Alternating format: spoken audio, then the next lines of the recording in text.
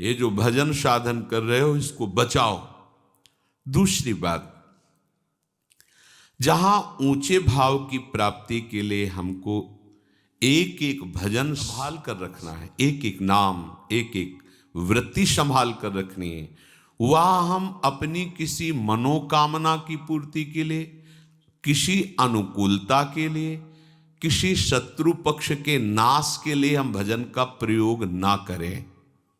हो जाएगा, आप भजन कर रहे हो, उसका अहित सोचोगे, हो जाएगा, क्योंकि आप में पावर है। लेकिन वो भजन की ऊर्जा शक्ति किस लिए आपने संचय की है? अपने लक्ष्य की प्राप्ति के लिए। आप भजन कर रहे हैं, कामना करोगे, अनुकूलता की मांग करोगे, हो जाएगा। जो इच्छा करी हो मन माही, हरि प्रसाद कछ दुर्लभ नहीं। पर आपने बेच दिया अपने भजन को, फिर आपके पास रह क्या गया? फिर आपको क्या ब्रह्म संस्पर्श, क्या एकांतिक महासुख, इसकी कल्पना भी नहीं होगी आपको कि ऐसा क्या होता है ब्रह्म संस्पर्श में, ऐसा क्या होता है उस आत्यंतिक सुख में। क्योंकि आप जो साधन कर रहे हैं उसे आप बेच रहे हैं, उसे आप नष्ट कर रहे हैं। संभालिए अपने साधन को। हमें अपने भजन शक्ति की, ऊर्जा शक्ति की रक्षा स्वयं करनी है। क्या? किसी का अहित नहीं, किसी का अमंगल नहीं, किसी का बुरा नहीं, ना करना है, ना बुरा बोलना है, ना बुरा सोचना है। दूसरी बात, अपनी कामना की पूर्ति, अपनी अनुकूलता की मांग मुझे नहीं करनी है, मुझे अपना भजन नहीं बेचना है। अब क्या होगा? आपका आराध्य देव सब संभाल लेगा। आपको कुछ करने की, आप कामना करेंगे तो आप अपने भजन के ठेकेदार बन गए, और आप प्रभु के आश्रित हैं तो उन्होंने आपके भजन को सुरक्षित भागवतिक बैंक में जमा कर दिया। अब व्यवस्था सरकारी आपकी होगी, समझिए, सरकारी व्यवस्था है उसमें। जब तक आप ठीक से भगवद आश्रय नहीं लेते तो इस संसार को तुम ऐसा समझो जैसे वो मॉल कहते हैं, मॉल जिसमें वो टोकरी में सामान रखा रहता है, क्या कहते हैं? मॉल है। हाँ, वो ऐसी दुकान जहां जो मनावे से उठा के अपनी टोकरी में डाल लो। फ्री नहीं है, वहां तुम्हें कोई नहीं बोलेगा महंगी से महंगी डाल लो, हिसाब वहां पर होगा। और हिसाब नहीं तो सामान छीन ली जाएगी, धक्का मार के बाहर कर दिया जाएगा। ये संसार में ऐसा मत समझना कि हर चीज फ्री है, हिसाब देना होगा सबका। हाँ, अगर सरकारी पास हो गया है फिर कोई बात नहीं। सरकारी पास मन वचन कर्म से प्रभु के अधीन होकर सारी चेष्टाएं अपने प्रभु के लिए करता है। अब उसका भरण पोषण सरकारी हिसाब से होगा, वो भागवतिक हिसाब। उसको ये नहीं कि अब उसको उसका भजन कटेगा, नहीं, वो सरकारी हिसाब है, अब वो भागवतिक हिसाब से चलता है। तो उपासक पूर्ण समर्पण होने तक ये सावधान रहे कि अपने भजन को खर्चा ना करे, बेचे ना। दो बातें, खर्चा होता है दूसरे का अनिष्ट अमंगल करने पर, और बेचना होता है अनुकूलता लेने पर, कामनाओं की पूर्ति पर। बहुत सुंदर बात। अगर आपको भजन साधन करने पर आनंद की अनुभूति नहीं हो रही तो आप अपने भजन को खर्चा कर रहे हैं, बेच रहे हैं। बंद करो ये खर्चा करना और बेचना। आप भजन कर रहे हैं, अंदर ही अंदर सोच रहे हैं ऐसा ऐसा, वो आपका भजन जा रहा है। आप भजन कर रहे हैं, दैन्य होकर मांग रहे हैं, ये अनुकूलता मिल जाए, ये वस्तु मिल जाए, ये समस्या हट जाए। आप अपने भजन का ऐसे प्रयोग क्यों कर रहे हैं? जहां अनुकूलता के लिए भजन होता है वहां हम अपने शब्द में कह सकते हैं कि पाप रुकता नहीं है, वहां फिर पाप होना शुरू हो जाता है। हम भजन तो करें प्रभु का और मांग करें अनुकूलता की, तो लक्ष्य क्या हुआ? अनुकूलता हुई ना। हम भजन करें प्रभु का और मांग करें भजन में डूबने की, कि अभी भजन तो क्रिया हो रही है। ऐसा समय कब आएगा जब ये भजन डूब करके होगा? डूब कर कोई बाह्य स्मृति नहीं, रूप छके घूमत रहें, तन को तनिक न भान, यह है डूबना। विरह कमंडल कर लिए बैरागी दो नैन, मांगत दरस मधु करी छके रहत दिन रैन। यह है डूबना। हमारा ज्ञान हमारा पीछा नहीं छोड़ रहा है, पर हारना नहीं है। हमारे सहायक, परम सहायक, परम उदार, परम करुणाकर, वात्सल्य समुद्र प्रियालाल है। ये दोष हमें है। हम अपनी मांग करते हैं, हम अपने अनिष्ट का नाश करने के लिए भजन के समय संकल्प करते हैं, नहीं करना है। अगर हो भी रहा है तो उसे रोकिए, नहीं रोक पा रहे हो तो इधर दृष्टि लाइए अति उदार करुणा वरुणालय युगल सरकार की तरफ। ये तभी होता है जब आश्रय में कमी होती है, समर्पण में कमी होती है। समर्पण ऐसे ये दिया, थोड़ी अनुकूलता बाधा पड़ी ले लिया, ऐसा हमारे लोगों का समर्पण है। ऐसे पहले सब नामे कर दिया प्रभु के नाम, थोड़ी प्रतिकूलता पड़ी तो अभी तो क्या, अभी तो शुरुआत है, पूरा तो समर्पण कर दिया था। अब अगर ऐसी प्रतिकूलता और बढ़ेगी फिर क्या हो, वापस करो। हमारा तन हमारा मन वास्तविक दिया ही नहीं था, फिर वो अहम के ठेके में जमा कर देता है, अहंकार के। प्रभु ठीक नहीं चला सकते, अहंकार ठीक चलाएगा। वो मैं विचार करूंगा मुझे कैसे चलना है, क्या करना है, बिल्कुल अच्छे से समझो। महापुरुषों की शोध की हुई बातें हैं। बुद्धि के अभिमान को छोड़कर छोटे बच्चे की तरह हम अपने प्रभु के चरणों में समर्पित हो जाए। अजात पक्षा यु मातरम खगा, जैसे घोंसले में बैठा हुआ पंखहीन चिड़िया का बच्चा केवल मां की तरफ बाट जोहता रहता है, ऐसे शरणागत उपासक होता है। प्रभु बहुत ज्ञान विज्ञान ऐश्वर्य महिमा से संपन्न है, पर हमारी चित्त वृत्ति प्रभु के प्रतिकूल पापों का चिंतन मनन करती रहती है। बुरे आचरण, निषेधाचरण, आज्ञा विरुद्ध, यही पापाचरण है। हम भजन करना चाहते हैं प्रभु का, पर पोषण करते हैं पाप का। ये सूक्ष्म बातें हैं, ऑपरेशन है हृदय का। भजन के साथ पाप प्रवृत्ति, पाप वृत्ति, पाप चिंतन कैसे हो सकता है? दोनों एक साथ कैसे हो सकते हैं कि आपका भजन भी होता रहे और मनमानी आचरण भी होता रहे? प्रभु कहते हैं नमाम दुष्कृतिनो मूढ़ा प्रपद्यन्ते नराधमाः मायया प्रहृत ज्ञाना आसुरम भावमाश्रिता। ये जो मूढ़ पुरुष हैं, ये भजन को समझते नहीं कि भजन किसे कहा जाता है। ये माया द्वारा हरे हुए ज्ञान वाले, आसुरी स्वभाव वाले, नीच और दूषित कर्म का चिंतन करते हुए उन कर्मों को करने वाले लोग मेरे भजन को नहीं जानते, मेरा भजन नहीं कर सकते। पापवंत कर सहज स्वभाव, भजन मोर ते भाव न काऊ। ऐसे लोग यदि कहीं किसी संत महात्मा का आश्रय मिल जाए इनको, और थोड़ी सी श्रद्धा करके उनकी आज्ञा के अनुसार चलने लगे, तो इनका भी परिवर्तन हो जाएगा। अपिचित्सु दुराचारो भजते माम अनन्य भाग, साधुरिव समंतव्या सम्यक व्यवसिता। ऐसा सांगो पांग पापाचरण करने वाला हो, पर उसको साधु समागम से एक बात निश्चय में आ गई कि भगवान के सिवा अब मेरा कोई हितैषी कल्याण करने में समर्थ नहीं है, इसलिए मैं अनन्य भाव से भगवान का आश्रय लेता हूं।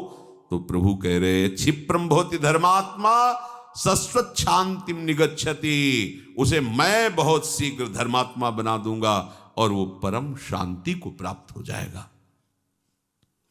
तो आपको भूतकाल की चिंता छोड़कर, भविष्य काल की चिंता को छोड़कर वर्तमान के चिंतन को अब सुधारना होगा। मिलावट नहीं चलेगी उसमें। पाप का चिंतन, वासनाओं की भोग का चिंतन, संसार का ना से अच्छा है, पर इतने अच्छे में पूरा जीवन व्यतीत कर दो और अनुभव न हो भगवद स्पर्श का और भगवदानंद का, तो फिर आप यही कहोगे भजन में कोई सुख नहीं है। सुख तो भोगों में ही है, क्योंकि इतने वर्ष करने पर भी हमारी वृत्ति भोग में ही सुख का अनुभव करती है। जो वर्तमान को बिगाड़ता है वो साधक कैसे हो सकता है? वर्तमान को बिगाड़ना, वर्तमान के समय में पापाचरण करना, पाप चिंतन करना, निषिद्ध बातों का चिंतन करना, और माला भी चल रहा है, ठीक बात नहीं है। उस उपासक का भविष्य कैसे सुधर जाएगा जो वर्तमान को नष्ट कर रहा है? इसलिए सर्वतो भावेन आराध्य देव को समर्पण करो। कल्याणकामी उपासक को मंद भजन में नहीं टिकना चाहिए, तीव्र भजन में आना चाहिए। तीव्र भजन, निरंतर नाम जप, पूरा विश्वास, पूरी श्रद्धा, इसी जन्म में मुझे भगवान मिलेंगे, प्रभु मिलेंगे। तीव्र नाम जप, भजन में तीव्रता, रस आने लगेगा। अपने इष्ट देव में सर्वोच्च बुद्धि, अपने इष्ट देव में सर्व सामर्थ्यता, अपने इष्ट देव में सर्वलोक महेश्वर का भाव, भजन की तीव्रता, हो गया निर्मल मन। अपने इष्ट देव में सर्वोच्च, हमारे प्रिया प्रीतम से बढ़कर कोई नहीं। सर्व सामर्थ्यता, सारी सामर्थ्य इनके चरणों में विराजमान है। सर्वलोक महेश्वर, यद्यपि सकल लोक चूड़ामणि, जैसे धरिवंश करत अपनो जस प्रगट अखिल ब्रह्मांडन, क्योंकि अखिल ब्रह्मांडों के स्वामी हैं। हमारा भाव निर्मल हो जाएगा, शुद्ध हो जाएगा, ये अन्य चिंतन छूट जाएगा। इसलिए मंद भजन से काम नहीं चलेगा, भजन में तीव्रता होनी चाहिए। सच्ची बात, सब प्रभु ही है। एक बार पूज्य भाई जी महाराज कह रहे, एक उपासक ने, सज्जन ने सभा में खड़े होकर कहा कि मुझे कृष्ण दर्शन कराओ। तो जाने आप प्रवचन कर रहे हो, बड़े भक्त हो, कृष्ण दर्शन होते हैं अलग अलग सो। तो भाई हम हाथ जोड़कर कहते मेरे में ताकत नहीं है। पूज्य भाई जी से हनुमान प्रसाद पोद्दार जी महाराज, और तुमको सही बतावें तो रामकृष्ण में भी ताकत नहीं है। ऐसा क्यों कहा भाई जी? जलते हो? क्योंकि आप यदि दर्शन ना करना चाहो तो वो तो सबके सामने है ही। कहो सो कहा जहां प्रभु ने। दुर्योधन ने दर्शन किया क्या पूरे जीवन में? एक बार भी श्री कृष्ण का नहीं। सैकड़ों बार मिला होगा लेकिन दर्शन नहीं किया उसने। प्रभु को प्रभु भावना से दर्शन नहीं किया। ऐसे ही हम कभी भी प्रभु से बिलग नहीं हैं, पर प्रभु भाव नहीं है ना, तो हमें दर्शन नहीं हुआ। इसी मृत्यु लोक में प्रभु के कई बार अवतार प्रकट में हुए हैं, पर हमारे अंदर चाह नहीं रही प्रभु से मिलन की, इसलिए मिले हुए भी और कभी उनका दर्शन नहीं हो पाया। प्रभु सबके हृदय में विराजमान हैं, यद्यपि वो चाहें तो सब उनकी चाह में कोई, पर उनकी चाह तभी जब हमारी चाह हो जाए ना उनसे मिलने की, तभी। प्रभु की कृपा से प्रभु के दर्शन संभव हैं तब जब आपके अंदर प्रभु के मिलन की उत्कट चाह, ये उत्कट चाह प्रभु को मजबूर कर दे माया का पर्दा हटा करके दर्शन देने के लिए, तब बात। प्रभु को आना ही पड़ेगा। तुम भजन करके अपने भाव को बढ़ाओ और इतना मजबूर कर दो कि तुम्हें देखना चाहें। ये बात, खास बात यही है। ये मेरे हाथ हाथ के बस की बात नहीं भाई, मैं आपको दर्शन करा सकूं। भाई जी महाराज, प्रभु का प्राकट्य दुर्लभ नहीं है, दर्शन दुर्लभ नहीं है, प्रभु के मिलन की उत्कट लालसा दुर्लभ है। इसलिए पहले अनन्य शरणागति ग्रहण करो और तीव्र भजन करो और धाम का आश्रय लिए, जिसमें ऐसा महापुरुष आश्रय लिए हुए है। तो वही सामग्री, वही नाम रूप लीला धाम, पर आपको ऐसा सुख क्यों प्राप्त नहीं हो रहा है? तो आप अंदर झांकिए। कहीं आप मान बड़ाई, यश, जगत प्रतिष्ठा, इस धोखे में तो नहीं फंस रहे हैं? कभी कभी बड़े बड़े त्याग किए जाते हैं नाम के लिए, कि हमारा नाम हो जाए कि हम बहुत त्यागी हैं। कभी कभी भजन का बड़ा आडंबर किया जाता है प्रतिष्ठा के लिए, कि हम बड़े भजनानंदी हैं, त्यागी, भजनानंदी, गुणवान, जगत उद्धार के लिए हमारा प्रादुर्भाव हुआ है। कभी कभी ऐसी माया के द्वारा भ्रमात्मक वृत्ति हो जाती है। तो साधन करने पर भी उसे इस अत्यंत सुख का अनुभव नहीं होता। कह रहे जैसे चलनी से आप कोई पात्र में पानी भरना चाहें तो उस पात्र में कभी कुछ नहीं आ पाएगा पानी, केवल चलनी गीली हो जाएगी। अर्थात साधन करते हो तो एक आपको अभिमान हो जाएगा कि मैं बहुत बड़ा साधक हूं, मैं बड़ा भजनानंदी हूं, मैं त्यागी हूं, पर आपको ब्रह्म संस्पर्श, अत्यंत सुख, ये अनुभव में नहीं आएगा। ध्यान देने योग्य बात है। साधन कर रहे, अत्यंत सुख के मार्ग वाला लक्ष्य रख रहे हैं, मान बड़ाई, प्रतिष्ठा, शरीर सुख, आराम, तो आपको जैसे चलनी से कोई पात्र भरने की चेष्टा करे तो केवल चलनी गीली होगी, पात्र में नहीं कुछ जा पाएगा।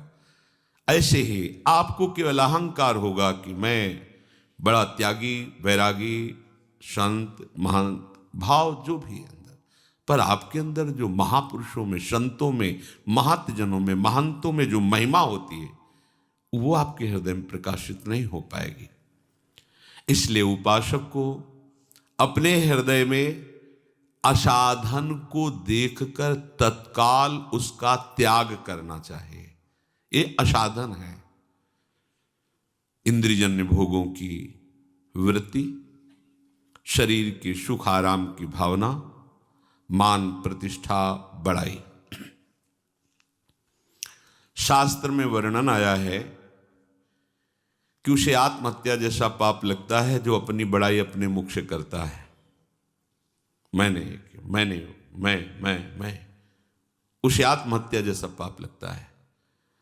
और जो बड़े श्रेष्ठ जनों के सामने उनको हल्के शब्दों से भाषण करे, तुम प्रयोग करके, तू प्रयोग करके, अवहेलनात्मक, तो उनकी हत्या जनित उसे पाप लगता है। प्रसंग में महाभारत में आया है कि अर्जुन जी का था, जो मेरे और मेरे गांडीव को धिक्कार कर देगा उसकी गर्दन तत्काल उतार देंगे हम, कोई भी हो। भगवान व्यास देव जी ने रचा है, हमने स्वाध्याय किया है बहुत पहले। तो जब महाराज युधिष्ठिर बार बार